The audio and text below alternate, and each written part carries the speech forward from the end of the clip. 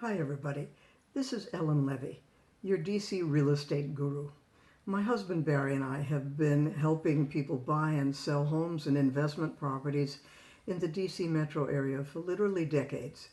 And we've decided to do a series of videos to help people understand the process of purchasing or selling homes and investment properties so that the steps become clearer in this complicated process. This is the second in a series we're doing on purchasing investment properties.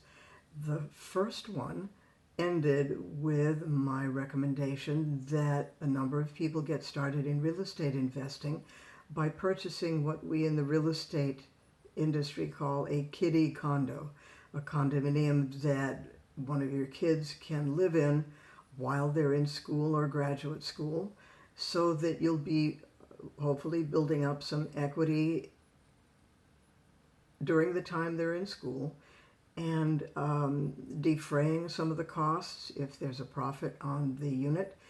And I also recommended, if you can, buying a two-bedroom unit so that the other bedroom can be rented out, further reducing the cost out of pocket to your family. There is certainly a way of expanding this, and that is that instead of a condo, you buy a house, and especially if you have an entrepreneurial and responsible offspring, they can rent out a couple of bedrooms, helping still further with the cash flow. There are some very important questions as to how you get started in real estate investing. Where do you get the money? And that's one of the things I'm going to be talking about right now. Just about everybody has heard of FHA financing. There are many ways of using FHA financing in purchasing an investment property, and there are many advantages in doing so. Let me talk about FHA in general first. Number one, FHA has very liberal credit scoring requirements. Usually, it is said that you can get an FHA loan with a score as low as 620. I've seen some claims of being able to go with a score as low as 580. Second, it's low down payment.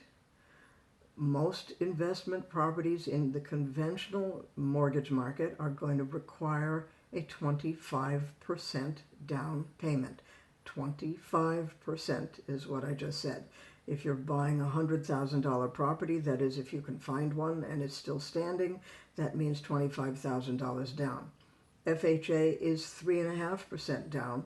Your same theoretical $100,000 property is $3,500 down. That makes a big difference. So liberal credit scores, low down payment, and some amazingly flexible requirements that you may not be aware of, and most people are not.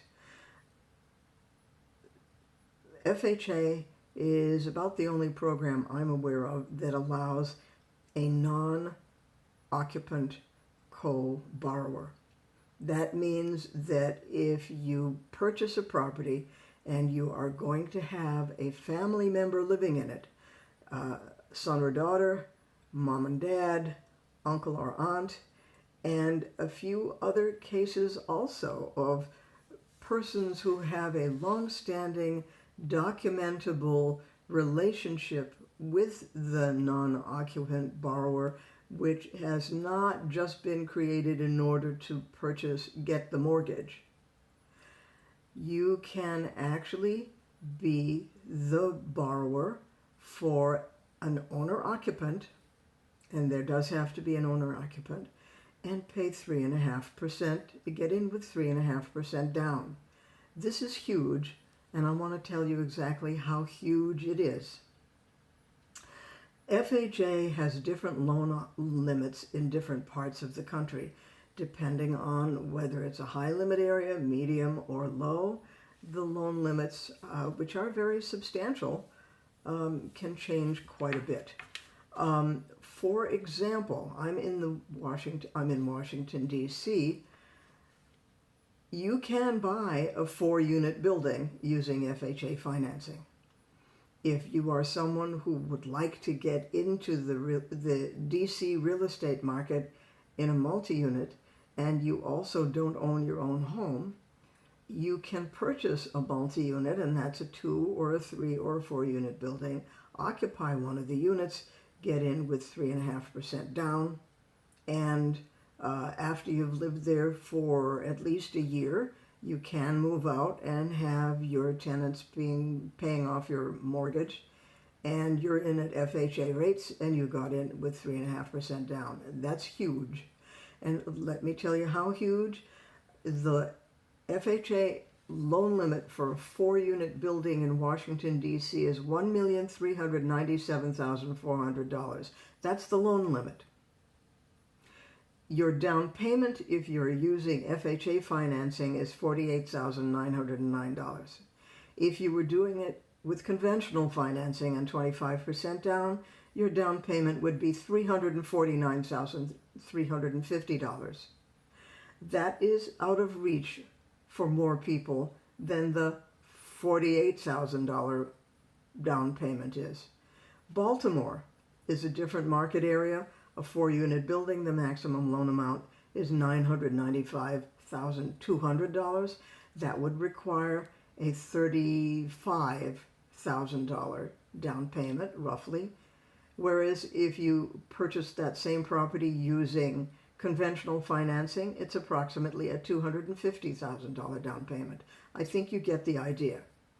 In low-cost areas, the loan limits are lower. And let's take the example of a 2-unit building.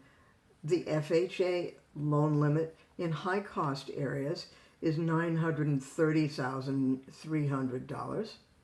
And in low-cost areas is $403,125. That means that you could purchase a 2-unit property, live in one, rent out the other, defray your own costs of living, and have an investment property also. So in a high-cost area, a 2-unit, you could have a mortgage of up to $930,000 with a down payment of $32,500. Whereas if you had to go conventional, 25% down would be $230,000 and change. So these are terrific opportunity for anyone, whether an established investor, one with lots of experience, or not. You may also have heard of FHA 203K. The normal FHA programs that I've just talked about are called FHA 203B officially.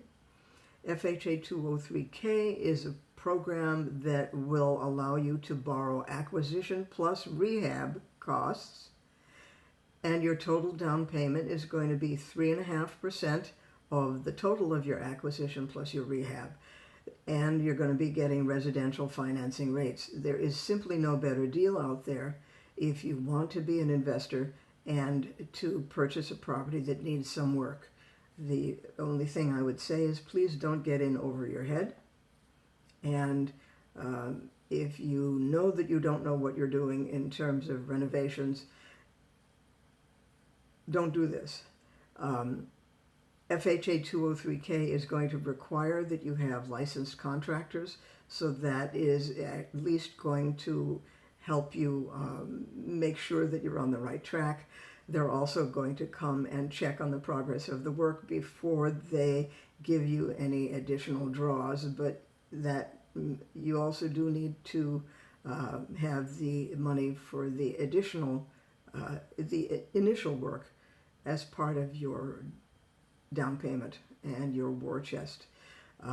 That's enough for the moment. This is Ellen Levy with RE/MAX Allegiance, your DC real estate guru. You can call me and talk to me, 202-364-1515. I do not charge for talking to you. I can make you lots of money, and I can save you lots of money. Thanks for listening. Bye.